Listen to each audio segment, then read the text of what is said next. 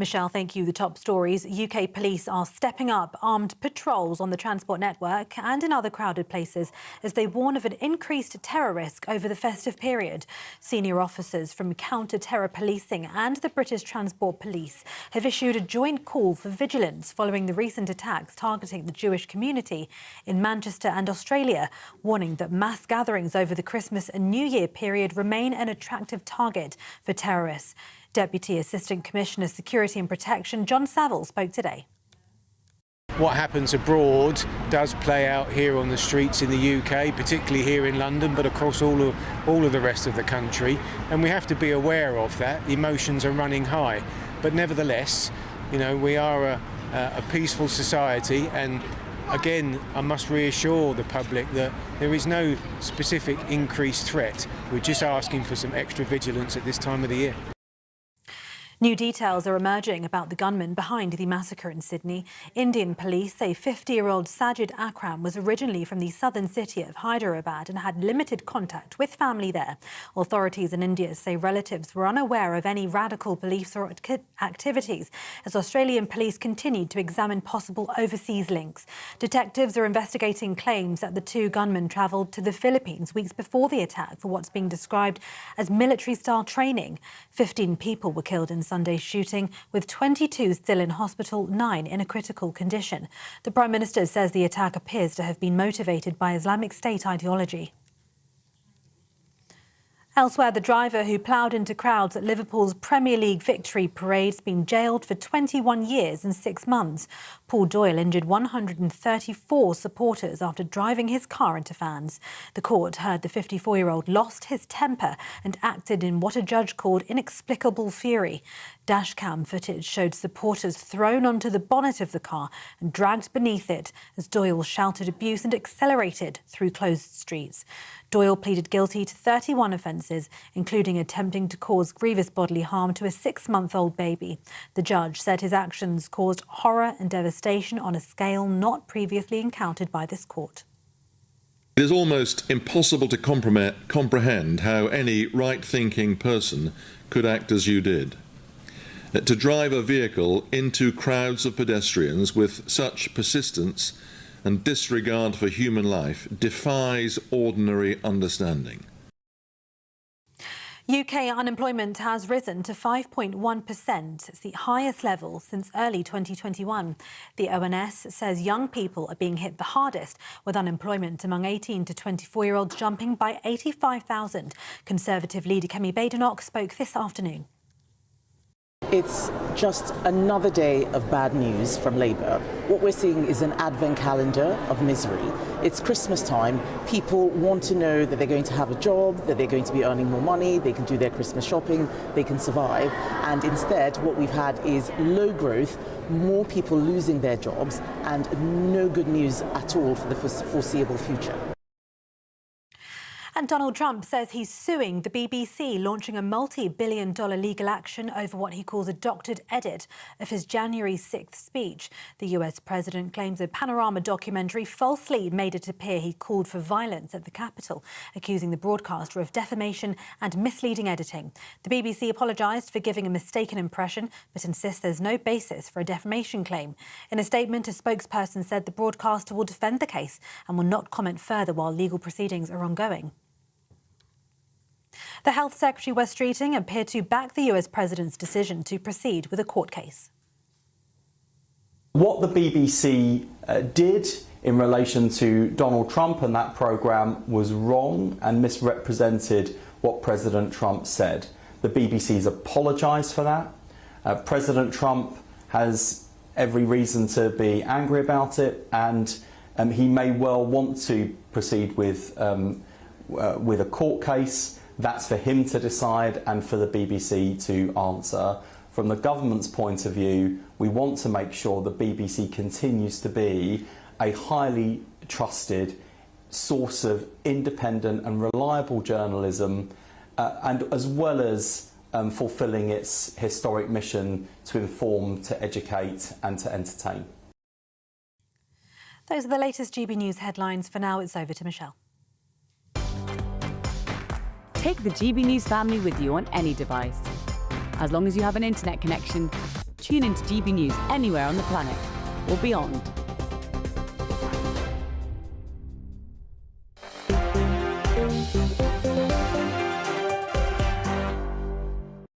Thank you very much for that, Tatiana, and hello, good evening to each and every single one of you. How are you doing tonight? I do indeed hope you're well. My name's Michelle Dewberry. This is Dewbs & Co with you till 7 o'clock tonight. Alongside me, new face on the programme, Reform UK London Assembly member, Councillor Keith Prince. Alongside him, returning face, former Labour advisor Scarlett Maguire. Good evening to you. You're both very welcome tonight.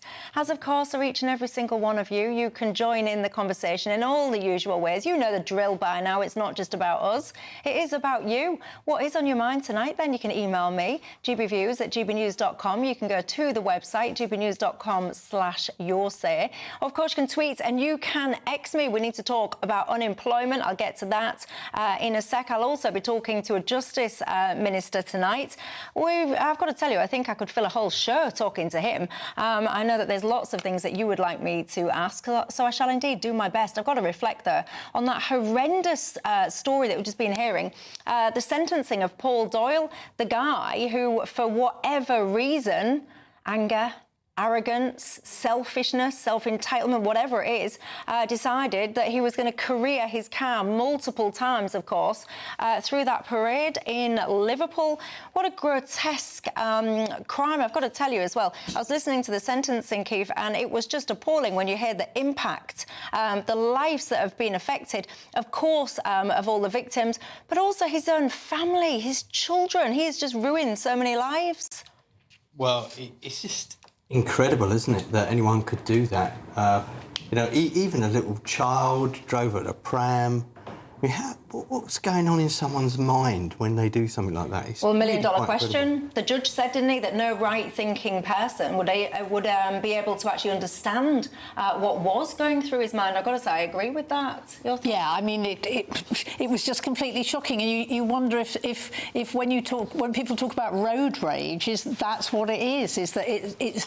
I mean, it obviously completely overtook him. So all he could think about was where he wanted to go, and didn't listen to the people who were trying to stop him, and had no idea. I mean, surely he had no idea what he was doing. I mean, it beggars belief that somebody can drive into a crowd.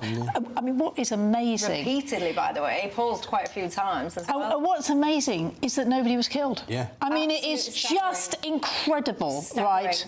And when you heard, I don't know how much of the sentencing remarks that you actually saw, ladies and gents at home, but one of the parents was describing that she had her baby, I think it was like a 6-month-old baby or thereabouts, in a pram that was just, of course, ripped away from her. She said that moment of just not knowing, I've got goosebumps even thinking about it, just not knowing, is my baby dead, is my baby alive, children trapped under the car, absolutely grotesque. Well, he's going to have a long time to think about his actions now, isn't he?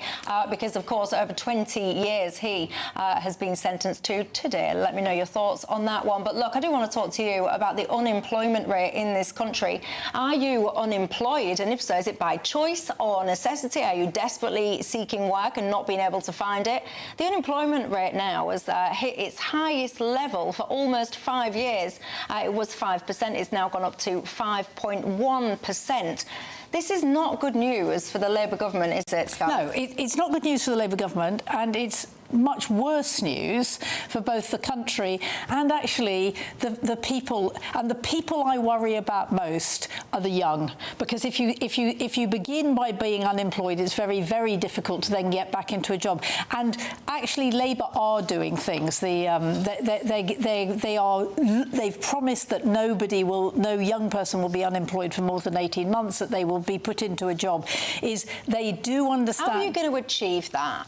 Well, I mean, I could sit here now and say, you know, not a young person is going to be not on employment education. How are you going to do that? Well, actually, Michelle, in 1997, when they got in, they had the New Deal for lone parents, they had the New Deal for the young, and what they did was they skilled up people and they got them into work, and they changed it, and they actually got people. You can get people, because part of the problem is as I said, once you're unemployed, it's very difficult to get you back into work. So actually, you have to work with people to get them back into work, as well as having a good economic forecast. Your thoughts? Well, you know, this is Labour reaping what they've sowed, isn't it? You know, Rachel's attack on small businesses, the increase in income tax, is just making it very unattractive for small businesses who employ the vast majority of people in this country to actually take people on or even to keep them. I just find it quite incredible that they just think that they can attack businesses, especially small businesses, with impunity without it having any repercussions, and this is what we're seeing. But Rachel Reeves is adamant that she would say it's not her measures, it's not her policies that are creating this. I don't even think she knows anything about her policies anyway. If she thinks that, it shows you she knows even less than all of us think she knows, frankly. Is that, do you think her policies are contributing to the situation we find ourselves in? Well, I think there is absolutely no question that the national insurance rise meant that a lot of small businesses, particularly hospitality, hairdressing, people who have very high overheads, they don't make an awful lot of money, and they worry about taking on extra people. So I think that actually that pubs and restaurants need help because also that's where a lot of entry-level jobs are.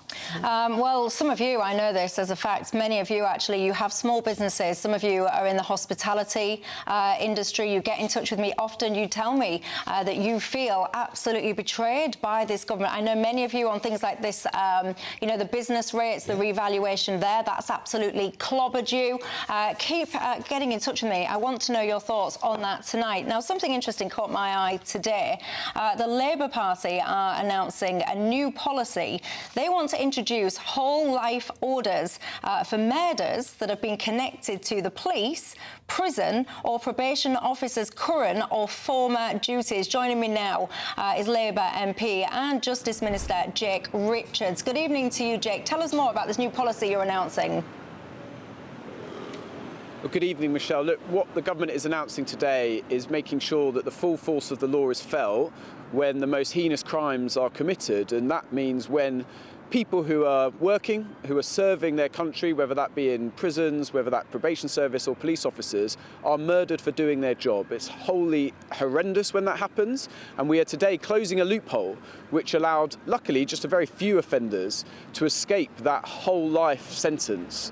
And we're going to close that in the next few weeks in Parliament. I'm pleased that this change has cross-party support from the Conservatives and the Liberal Democrats, and that will hopefully be done quickly, and we'll make sure that this can never happen again.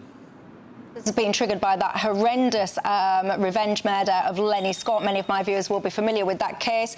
Lots of my viewers will applaud what you're doing. Of course, we wish you the very best with that. You're talking about prisoners. Let me ask you, 2 weeks ago, David Lammy told the media that I think the number was 12 prisoners had been mistakenly released from prison, 2 of whom were still at large out in the population. Have those 2 people been captured again? Well, look, we're not going to be giving a running commentary on ongoing operations that the police and the prison service are undertaking. But what we are doing is taking action, because one release in error is one too many, Michelle. And that's why we've introduced a 5-point plan to try and deal with this. We've invested £10 million, which is starting to see effects in the system. And we've commissioned an independent report from a very senior retired police officer to look at what more can be done. And that's going to report early next year. But look, this is a long-running problem. It's been going on for many years now. There were 800 errors, release in errors made by the last government, and I'm not saying that we have solved it yet, but we have got a plan, we are taking action, and I expect to see more progress over the coming weeks. Doesn't love a good plan, but that's not really what I'm asking you about. I'm asking you about the 2 prisoners that David Lammy told us had been released. We don't know anything about these men because for some reason you refuse to tell the public who these men are. In fact, actually, one would think that you might want people's help in trying to recapture them, but no, it seems not. I actually don't think it's good enough, and my viewers will probably agree with me. I don't think it's good enough when you tell the British public that 2 dangerous criminals deemed dangerous enough to be locked behind bars for the public safety, I assume. I don't feel it's good enough that you just say, I'm not going to give you a running commentary as to where those guys are, whether or not they've been recaptured. Well, Michelle, I can reassure you and your viewers that we are working very closely with the police on any release in areas, and we Yeah, will so take have you our recaptured guidance these two from the men, police then? as to what is best in terms of communication. Well, Michelle, as I've said already, we're not going to be giving a running commentary on each given case. We take our advice from police and from the prison service as what is the best steps to take to ensure public safety, and I will continue to do that.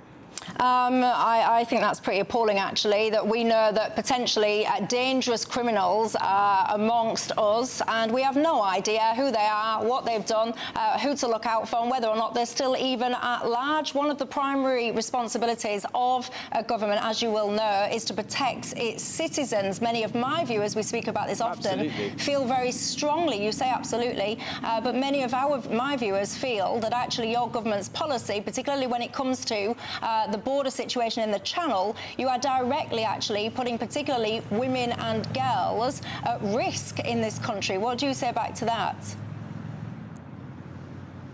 Well, look, firstly, as I've said before, we deal very closely with the police, and I take advice very seriously from the police on how we deal with these matters and how we communicate these matters. In terms of dealing with the small boat crisis, absolutely, we've got to try and clamp down on that small boat crisis, and we were taking measures, and the Home Secretary announced really radical reforms just a few weeks ago that will begin to take effect as and when they are introduced through Parliament. And thirdly, today, the other news, Michelle, today is that this government has now deported more foreign national offenders than ever before. A 74% yeah, and most of them have gone off their own accord, and many of them we've had to pay for the privilege of. Anyway, look, that's really interesting. Let me just get back onto this point about the safety of women and girls. You say pay for the privilege. Yeah. What I don't want to do, Michelle, is have people who come to our country, commit offences, and we end up having to pay for them to serve time in prison. No.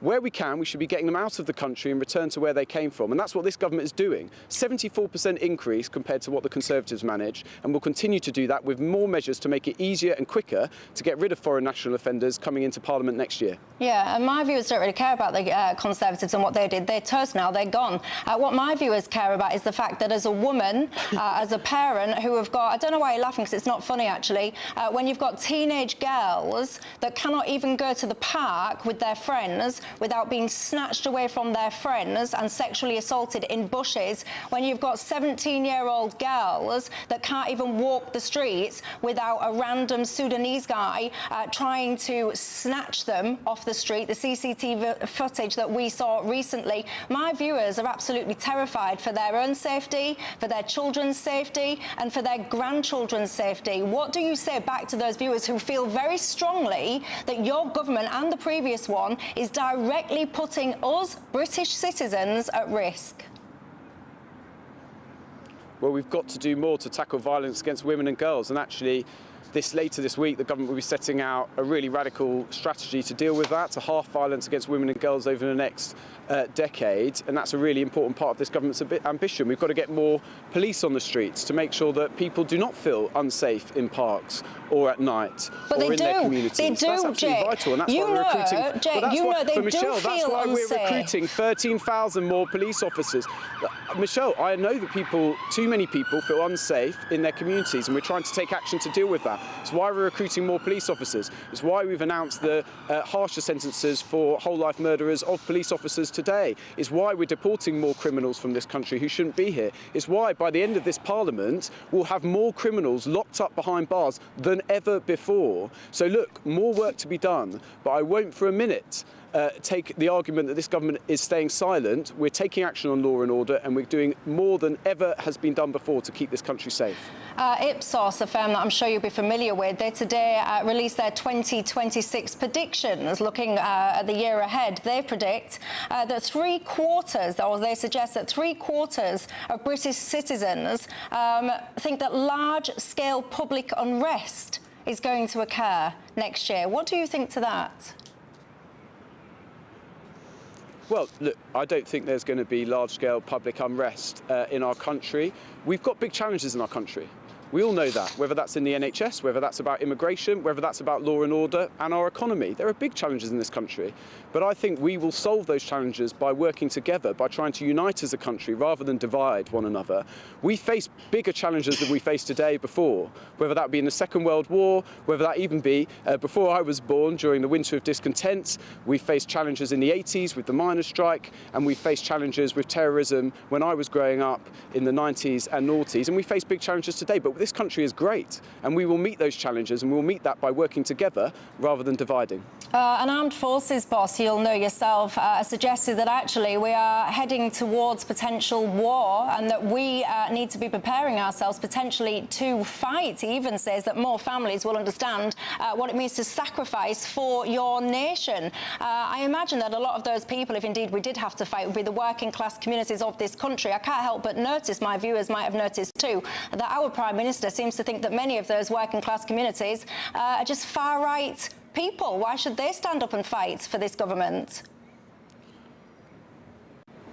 Well, I don't accept what you said at the end about the characterisation of working class communities. I represent working class communities in South Yorkshire and I'm very proud to do so. One of the challenges of which I was discussing just a moment ago is the fact that we face foreign aggressors closer to home than ever before. We have war in Europe, which is a modern phenomenon, but one that is incredibly worrying and threatens our democracy and our safety. And it's absolutely right that we invest more in our defence and we do prepare for whatever eventuality we may face in the coming years, and I'm not going to shy away from that. That's absolutely vital. But I think your viewers are proud to be British, they're proud to be English or Welsh or Scottish or from Northern Ireland, and I'm sure, like me, they would join any national effort in facing up to those countries abroad that want to do us harm. Jake Richards, we very much appreciate you talking to our viewers tonight. Thank you for your time. Ladies and gents, what do you think to what you're hearing there from the Justice Minister? Your thoughts? Well, there's an awful lot there, to be honest with you, but, you know, on the reason he came across, they're going to bang people up for longer. Well, they're just not, are they? They're releasing people early. Where are they going to put all these new... what did he say? So what he's going to have more criminals locked up. Where's he going to put them? What he's talking about specifically, and actually, if any of you are not familiar with the case, look it up. It's a guy called Lenny Scott. He was a convicted criminal. Long story short, a prison officer basically took a mobile phone off him. The prisoner, basically, I'm paraphrasing for time reasons, but he basically said, you know, I'll get you down the line, and he did indeed. He shot and killed this man. This man was a father of very young children, and this is the kind of case that's been the catalyst for this. So I actually support that policy. I think it's a very good thing. Many people, they might work in, I don't know, the emergency services or whatever.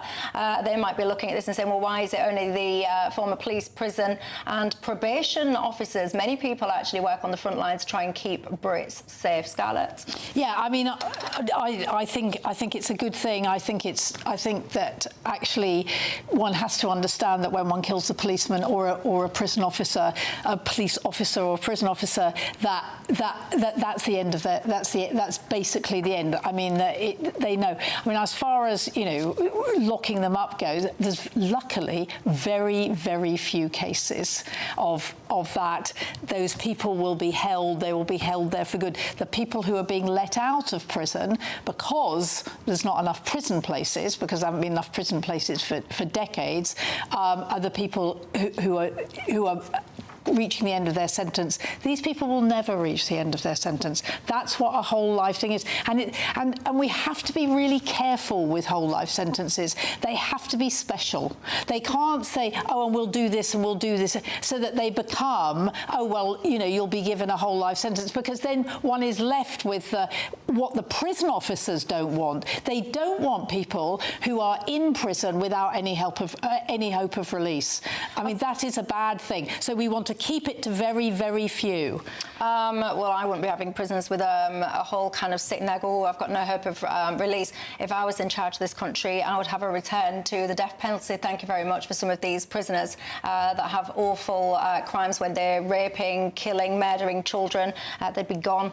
I don't appreciate, actually, the Justice Minister there not telling the British public whether or not those two prisoners have been recaptured. I mean, I can only assume that the answer to that is no, they haven't, because if they've recaptured them, they'd be desperate to tell the viewers that they've recaptured them. What do you think? Do you think we should know those details or not? Of course we should. You know, where's the transparency in this? But more importantly, we don't know what they've done. We don't know who they are. We don't know where they've been, where they're going. And this creates great fear amongst people. People will be afraid to go out in the daytime because they don't know if they're going to bump into one of these two criminals, and well, you won't know who they are. This is one of the things that gets me. I'm going to have a little rant now, so do forgive me and indulge me. I do feel that we've got our priorities a little bit skew-iff in this country, because if you imagine this kind of social contract that people allude to, it is supposed to be that if you do right and proper, if you work hard, if you contribute into the system, if you're a law-abiding citizen and all the rest of it, then this country, this system should look after you in return. I feel, and I feel increasingly so actually, Scarlett, that we seem to be good, honest, decent people, seem to be getting deprioritised all the time. Why should the identity and all the rest of it of these two absolute wrong-uns, they must be wrong-uns or else they're not being sent to prison for no reason, so why is the privacy and all the rest of these wrong-uns put above normal British people? Why should we not be told who these people are, where they are lurking, what they've done, and how we can help capture them where required? Because, as he says, the police and the prison office, the prison service, are saying we don't want to release those names. I have absolutely no idea. But can I say that in general, I do think that if one is a reasonable, upstanding citizen, that actually we do get looked after. And having lived in this country for rather longer than yes, I mean, yes, I do. I do. How? Tell me, like, how so? Because I genuinely don't feel like that, actually. I feel like, actually, the desires, I feel like, actually, we have a country where the tail wags the dog, where all of these minority groups, whoever they are, seem to get prioritised over the majority population. You get all of these people that come in on these not-so-small boats. They get fast-tracked often to NHS healthcare, where my viewers, they'll be sitting there for God knows how long in pain, often chronic pain and all the rest of it, down the back of the queue. I just don't. I feel like the priority order is wrong. No, I don't think the facts actually bear you out. I think that's how it feels, and I don't think. I think, as Jake said, they're sending back people massively now. No, they're not. They are. No, they are. When he says we're sending people back, and that's what I said to him.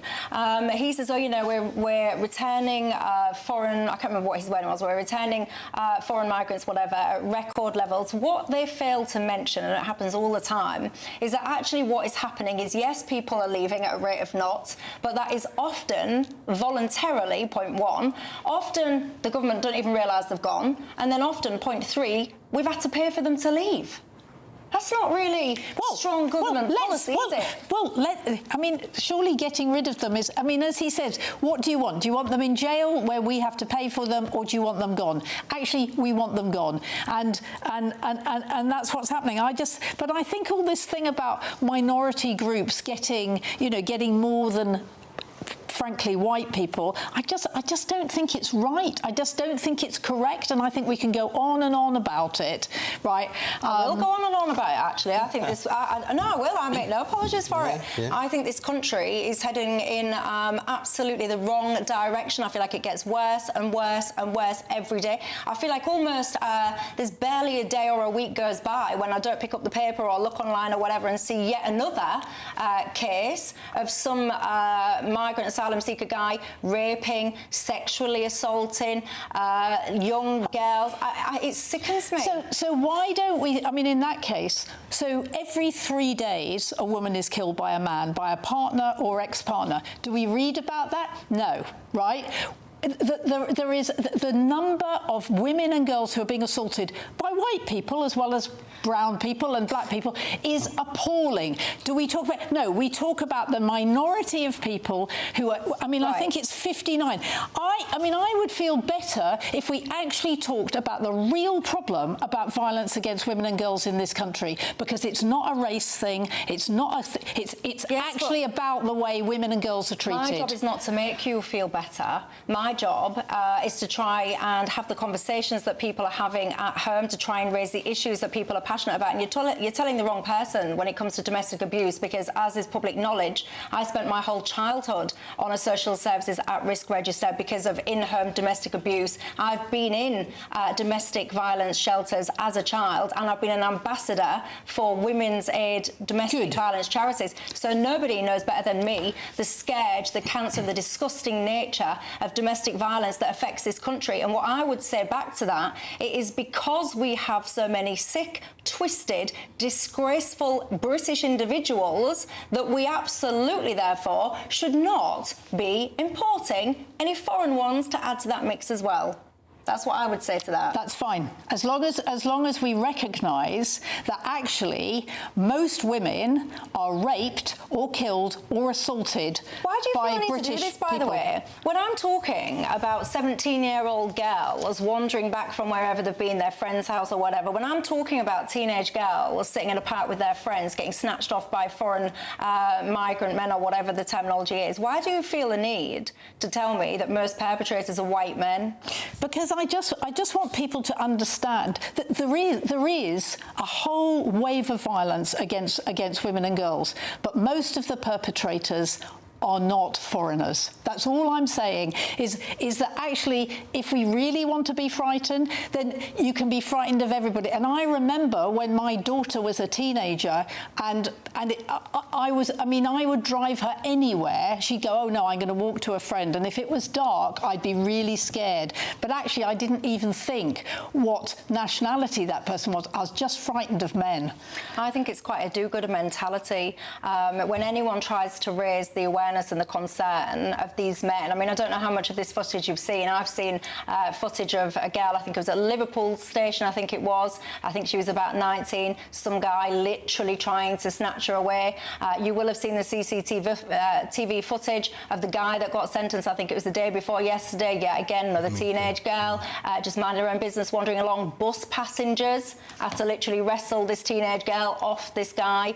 You've seen that case in Leamington Spa, 15-year-old girl snatched off by these guys. It just irks me that you then feel a need to say, well, yes, Michelle, but loads of domestic abusers are white British men. I don't understand what. Well, what I'm saying is that you're saying it as though the reason we should be frightened, and we should be frightened for our daughters, is foreigners. Whereas what I'm saying is the reason I was frightened is just because I think there are a lot of, as you say, twisted men out there. I think there's something going wrong in this country, and I think it is as a direct result of government policy. This government, previous government, they don't get off lightly either when it comes to my anger on this issue. I think it's absolutely disgusting, and I do not deny nor dispute that there are many British wrong-uns. Some of you, in fact, will have experienced domestic violence yourself. It's a cancer on society. It needs to be absolutely squashed. But to me, this is such a distinct issue from the fact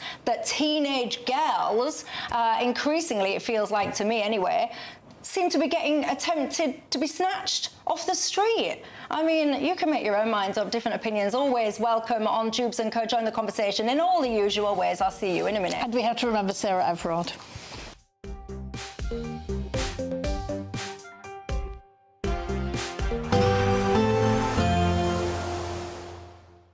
Ready to soak up that holiday sunshine?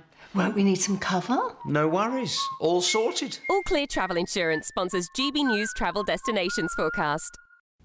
If you're thinking of heading overseas for a holiday, well, you'll find plenty of fine weather in Greece and Cyprus. Italy too, but fairly showery with a keen northerly breeze for the Canary Islands and some heavy rain across eastern Spain. That's going to stick around for a couple of days.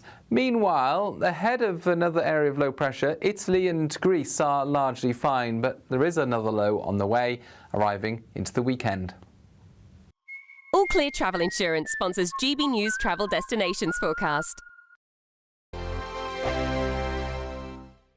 Hello, very good evening to you. I'm here with your GB News weather update from the Met Office. Now, after what has been a largely fine day for many of us, things are set to change through the next 24 hours, with some wet weather going to arrive in time for tomorrow. That's all due to a weather system that's currently out towards the west of us. But before this, we have a ridge of high pressure, and so relatively quiet weather across us through large chunks of the night. As a result, we're going to have a lot of dry weather, yes, but also quite a lot of clear skies, and with that we're going to see some mist and fog patches developing, particularly across central and eastern parts. They could be quite dense. Also worth noting that temperatures are going to drop a little bit lower than some recent nights, so a chillier start to the day tomorrow, could even be a touch of frost around. So first thing tomorrow, a chilly start, yes, largely dry across central and southern parts of England and also across the east, but watch out for those fog patches. A different story towards the north and west, however. That front that I mentioned at this start, that will have spread its way in, and so we're going to see some fairly persistent and at times heavy rain across many places, and with all that wet weather the winds will be strengthening as well, so a blustery wet start to the day for most. Clinging on to the dry weather across the far east of England through much of the day. Elsewhere it's going to be pretty wet at times. The highest rainfall totals likely to build up over parts of South Wales and southwest England. Dartmoor, for example, could see 40 to 60 millimetres, enough to cause some disruption. Temperatures on paper are a few degrees above average for the time of year, but with the unsettled weather, well, it's not going to feel particularly pleasant. Then as we go into Thursday, there's more rain set to push its way in, a swathe of even heavier rain coming in from the south-southwest, so watch out for that, as it could cause some more disruption with the ground already so saturated. Friday for many actually looks like a largely fine end to the week, but a more changeable pattern into the weekend. Bye-bye. Thank you, Britain, for helping us reach 8 million followers across social media. Thank you for making us a part of your daily life.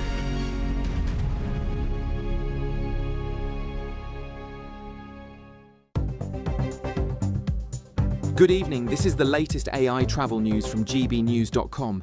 Drivers on the A87 Skye Bridge should be cautious as high winds affect driving. Travelling westbound on the A48M faces congestion between Junction 29 Castleton and Junction 29 A St Mellons. The M61 northbound near Bolton has a collision causing significant delays between junctions 5 and 6. In Hampshire, all lanes are closed at the M3 westbound exit slip at Junction 9 due to an incident. And on the trains, major disruption affects cross-country and Elna services between Newcastle and Darlington. For more travel news, go to gbnews.com.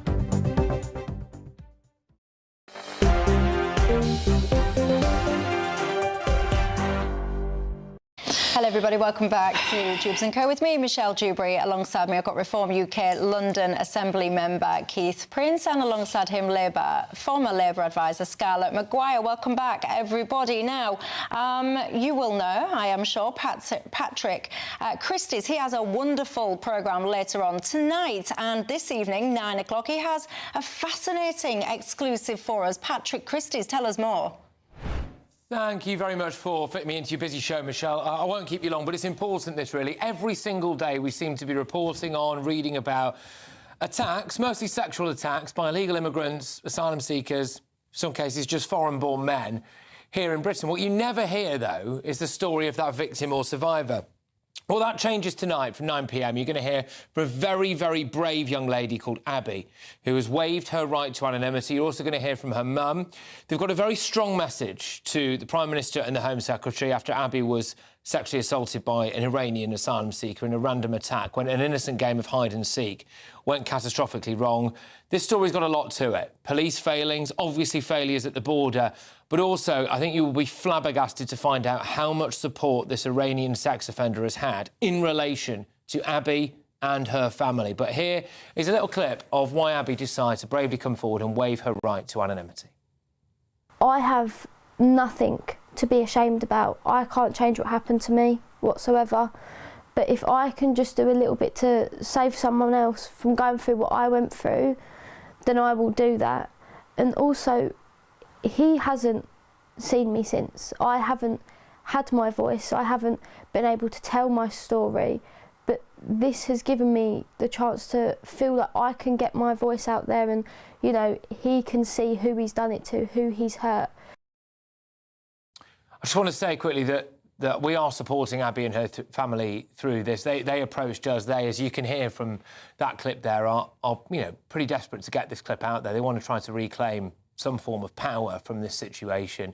And we're going to give them that opportunity, clearly, at 9 p.m. till 11 p.m. It's going to be difficult to watch, but I would urge people to really look at what the reality of the situation is in Britain at the moment and how scared some people are just to go about their day-to-day lives. Back to you, Michelle.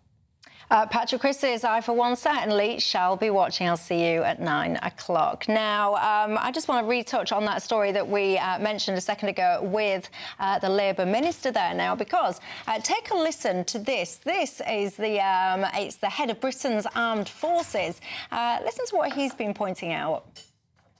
But we should also be honest that perhaps the most obvious impact on all of us will be the cost of building this resilience. Sons and daughters, colleagues, veterans will all have a part to play, to build, to serve, and if necessary, to fight. And he went on to say, more families will know what sacrifice for our nation means. That was Sir Richard Knighton there. What do you think to this, Keith? Well, I think, unfortunately, what he's saying has got a lot of truth in it. The big problem we have is the lack of investment we've had, the fact that the United States are now really pulling out of NATO, and that war has changed so significantly. It's now all about drones. It's not about main battle tanks. It's not about people digging in. It's about who's got the skills with the drones to knock the enemy out from a distance. It's very worrying, actually. Are you worried, Scarlett Maguire? Yeah, I am worried. I think... I mean, I thought Russia wouldn't go into Ukraine, and I was completely wrong. I thought that, and I think once you can do that, you can do anything. I always think, I mean, my father was in the Navy, so I knew that from a long time, that actually people in the forces are forever saying, you know, we need more, we need to defend, we need that. But actually, what we are seeing with Russia is quite frightening. And I think anybody who thinks that Putin is going to stop because Trump says, oh, you can have the Donetsk, is mad. I mean, Putin wants the whole of Ukraine, and he said that... And certainly the countries around Ukraine feel that he's going to go into them, and then we have a choice. I mean, I'm not sure that Britain is actually going to be assaulted, but we have a choice about whether we go in and we say and we go. And it's, I mean, having lived my whole life in peacetime, I find it absolutely terrifying that this could happen. And although you talk about drones, I mean, you know, I think Russia has lost. I mean, the Ukrainians have lost 100,000 people in war, and I think that the Russians lost something like 1 million. I mean, people are being killed. I mean, when he talks about sacrifice, that's what he's saying is we're going to lose people. Well, hold on a minute though, because which people? Because one of the issues that I always feel very strongly about is it's always the working class communities. It will be the white working class boys that would be expected and looked at in order to be the ones that try and step up to be on that front line of protecting and defending this country. And it's the same people that the politicians seem to look down their noses at and sneer at, and that's the point I was trying to put to that Justice Minister slightly earlier on. And all of these MPs and all of these politicians and all of the political elite and all the rest of it, put your children, put your sons, put your daughters at the front line and all the rest of it. But it wouldn't be. It would be these working class boys. That's what I worry about. Well, I think you're absolutely right to worry. You know, they always are, aren't they? They're always the fodder that's sent forward. And yes, it's not really man-to-man fighting anymore. It is very much a case of fighting from a distance. But yes, people are going to die. And if we get involved in this war, people will die. And all I can say is, you know, thank goodness that we've kept the nuclear deterrent, because without that, Russia would have already been halfway across Europe. Well, there's lots of people that actually completely disagree with the likes of Trident and all the rest of it. Do you think we should have nuclear deterrence in this country?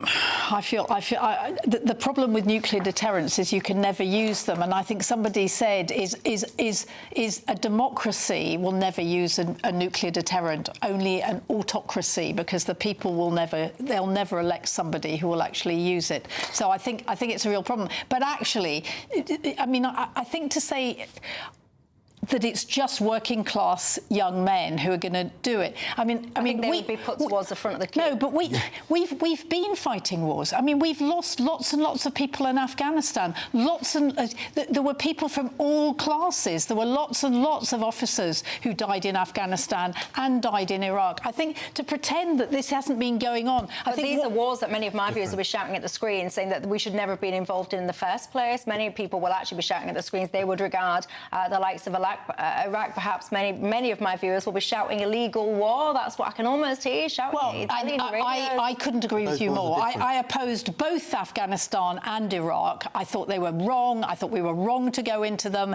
We didn't know what we were doing, and look at the mess. Look at the mess we've left, right? So all I'm saying is this has been going on. There's nothing new. Exactly. We've left a mess, by the way. My final little rant before I go, because I'm supposed to be on a break.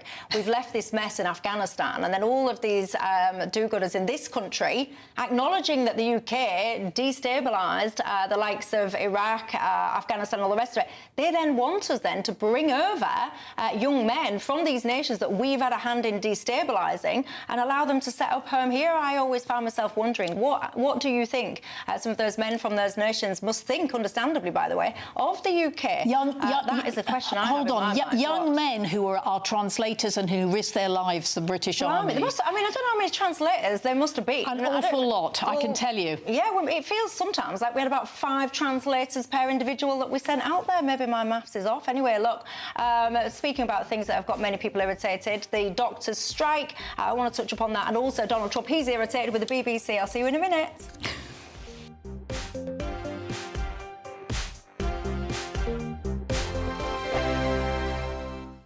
I'm Michelle Dewberry. This is Dewbs & Co. with you. Hello everyone, Patrick Christie is here. GB News, Britain's news channel.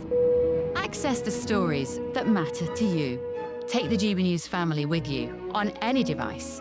And as long as you have an internet connection. Tune in to GB News, anywhere on the planet or beyond. GB News, the People's Channel, Britain's news channel.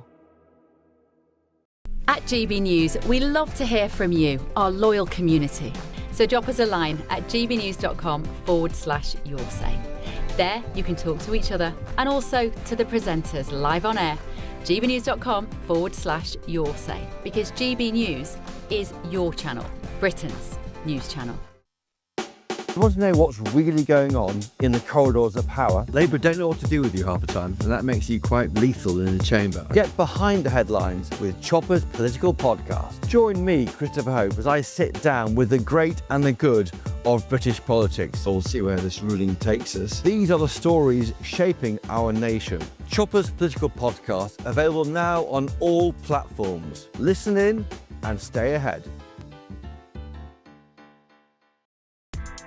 Join me, Nana Akweer, for an informative, interactive news programme with a difference. It's fun.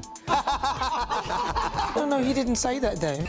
I'm so surprised. I think there's an element of truth to that. Join me from 3 p.m. every weekend, only on GB News, Britain's news channel. Mornings don't have to be tiresome, especially if you have the right company. Wake up to news as it happens, opinion and debate, and of course, a little bit of entertainment too. Because when the kettle's on, we're on. That's Breakfast on GB News, a show worth waking up for. Every morning from 6 a.m. Only on the People's Channel, Britain's news channel. We'll spread the news, you spread the word. Britain was once the envy of the world. But look around. A nation that no longer knows what it is or where it's going. A country that's broken. How do we fix Britain? How do we bring it back? Friday night with Matt Goodwin at 8 p.m. only on GB News. Decisions made in Washington aren't just shaping America, they're shaping Britain too. From migration to global security, from crime to health, Whatever happens in the White House today will be felt in your town or city tomorrow. That's why The Late Show is live from Washington, D.C. Cutting through the politics to show you what it all means for Britain. The Late Show live every night at midnight. Only on GB News, Britain's news channel.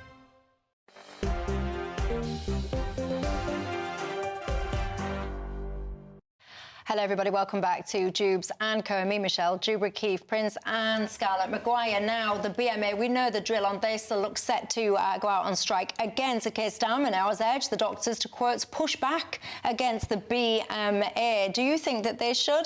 Do you support this strike or not? No, of course I don't. I mean, typical Labour, isn't it? Wes comes in, he throws a load of money at them. They've had 28% increase over the last 2 years, and now they want a 26% increase. You know, Labour, always with Labour, isn't it? Oh, let's throw money at it, but it doesn't work. And unfortunately, Wes is now finding that out. Scarlett? I'm completely opposed to it. I can't believe... I think it's so arrogant of them to say that the teachers, the police, everybody else has had 5%, and they say we deserve more because we have to go back to things. And then they go, oh, but look at all the other things. Well, all the other things, Wes actually has said, I'll sort that out, but I'm not giving you another penny. So actually, they're just greedy. Yeah, the BMA, I mean, they do push back. They do say, actually, that Wes isn't quite delivering on some of the other aspects that they want, and they also reckon actually that more senior doctors will cover their strike action. They reckon that they're not endangering lives. Let me very quickly ask you before we bid farewell. Time flies, doesn't it, ladies and gents? Donald Trump looking set then to take this action against the BBC for eye-watering sums. There's a couple of different cases that amount to almost $10 billion. What do you think? Well, that's up to Donald, isn't it? I mean, yeah, you've got to be very, very careful if you take lumps out of Donald Trump, because he doesn't hold well, back. Yeah, it's up to Donald, but it's going to be the British taxpayer, essentially, that will be footing the bill. Well, so far 2 people have gone. I think there should be a whole raft of people who go in the BBC as a result of this.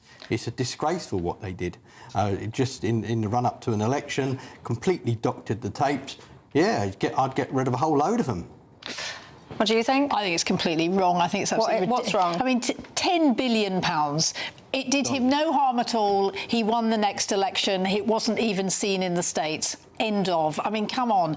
The BBC apologised. They said, yes, we did it wrong. What more do you want? So if I took 2 pieces of content from you that you'd said at separate times, and I spliced them together to make out, for example, and I'm picking a random example, that you don't care that young girls are getting sexually assaulted or something like that, would you be happy with that? If I deliberately mashed 2 things together that were not accurate, I changed the exact meaning of what you said, and I presented you as someone that didn't care or was encouraging or whatever the rape and sexual assault. Look, hold on. If it didn't affect my life, I mean, if people then said to me, but what you did was appalling, but if it didn't affect my life and it didn't affect my prospects, then but he's saying it did. He's saying it did have material harm. He was elected president. Come on, that's what the programme was about. It was a long programme. It was about Trump. There was one bad edit in it. What happened to the editor of that programme? Because, yes, a couple of people went, very senior people in the BBC. They've never really disclosed, unless I've missed it, what actually happened to the editor, producer or director or whatever it was responsible for that Panorama programme of the... but absolutely, the BBC, you cannot deliberately misrepresent what people say just because you don't like the individual or their policies. I think is an absolute disgrace, but you guys can have the final ponder as to whether or not you think that us taxpayers should be paying out as a result of that. Anyway, look, time flies, doesn't it? By the way, so many of you are saying, please tell Scarlett about the concept of per capita. I'll do that in the break. But for now, thanks, guys. Have a great night. Night-night. Expect warm spells with the odd rude interruption. Box Boilers sponsors the weather on GB News. Hello, very good evening to you. I'm here with your GB News weather update from the Met Office. Now, after what has been a largely fine day for many of us, things are set to change through the next 24 hours, with some wet weather going to arrive in time for tomorrow. That's all due to a weather system that's currently out towards the west of us. But before this, we have a ridge of high pressure, and so relatively quiet weather across us through large chunks of the night. As a result, we're going to have a lot of dry weather, yes, but also quite a lot of clear skies, and with that we're going to see some mist and fog patches developing, particularly across central and eastern parts. They could be quite dense. Also worth noting that temperatures are going to drop a little bit lower than some recent nights, so a chillier start to the day tomorrow. Could even be a touch of frost around. So first thing tomorrow, a chilly start, yes, largely dry across central and southern parts of England and also across the east, but watch out for those fog patches. A different story towards the north and west, however. That front that I mentioned at the start, that will have spread its way in, and so we're going to see some fairly persistent and at times heavy rain across many places, and with all that wet weather the winds will be strengthening as well, so a blustery wet start to the day for most. Clinging on to the dry weather across the far east of England through much of the day. Elsewhere it's going to be pretty wet at times. The highest rainfall totals likely to build up over parts of South Wales and southwest England. Dartmoor, for example, could see 40 to 60 millimetres, enough to cause some disruption. Temperatures on paper are a few degrees above average for the time of year, but with the unsettled weather, well, it's not going to feel particularly pleasant. Then as we go into Thursday, there's more rain set to push its way in, a swathe of even heavier rain coming in from the south-southwest, so watch out for that, as it could cause some more disruption with the ground already so saturated. Friday for many actually looks like a largely fine end to the week, but a more changeable pattern into the weekend. Bye-bye. Expect warm spells with the odd rude interruption. Box Boilers sponsors the weather on GB News. Thank you, Britain, for making us the fastest growing news website in the nation, because the truth matters, and so do you.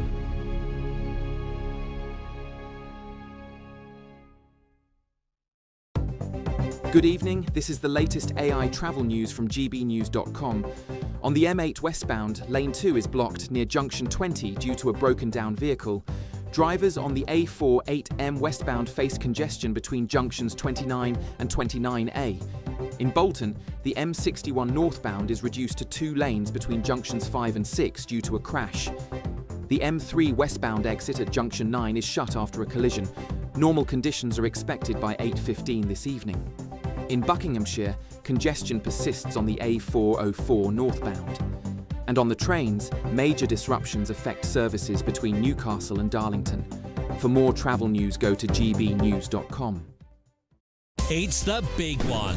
Your chance to win a whopping £85,000 in tax-free cash. The largest cash prize we've given away to date. That's like over £7,000 a month extra in your bank account each month for 12 whole months. That's a year of yes. Yes to holidays, yes to treats, yes to shopping trips, yes to home improvements. For another chance to win £85,000 cash, text cash to 63225. One entry costs £2.50 plus one standard network rate message, or text bonus to 63225. 5 entries cost £5 plus one standard network rate message. Go to gbnews.com/win. Entries start at £2.50. Call 0903 686 3232.